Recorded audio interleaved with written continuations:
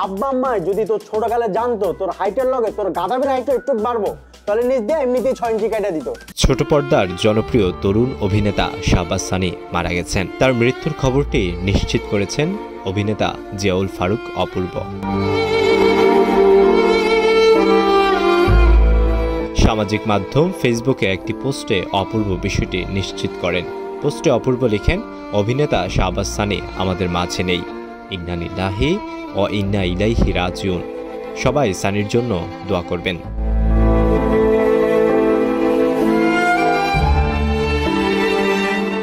এছাড়া নির্মাতা ইমরাউল রাফাত ফেসবুকে অন্য একটি পোস্টে লিখেন, আমার ভাই শাহবাজ সানি আমাদের মাঝে নেই। ইন্না লিল্লাহি ওয়া ইন্না ইলাইহি রাজিউন।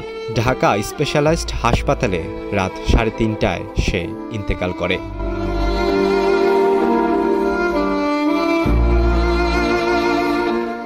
জানা যায় রাতে হার্ট অ্যাটাক করে শাহবাজ সানি। পরে ঢাকা স্পেশালাইজড হাসপাতালে নিয়ে গেলে রাত 3:30টার দিকে তার মৃত্যু হয়। নির্মাতা ইমরাউল রাফাতের কাছে আসার পর নাটক দিয়ে শোবিজের যাত্রা শুরু হয় শাহবাজ সানির।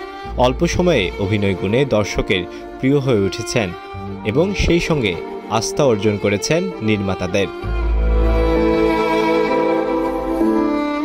চিত্র অভিনেতা হিসেবে কাজ করলেও এরই মধ্যে কেন্দ্রীয় চরিত্র অভিনয় করেছেন সানি।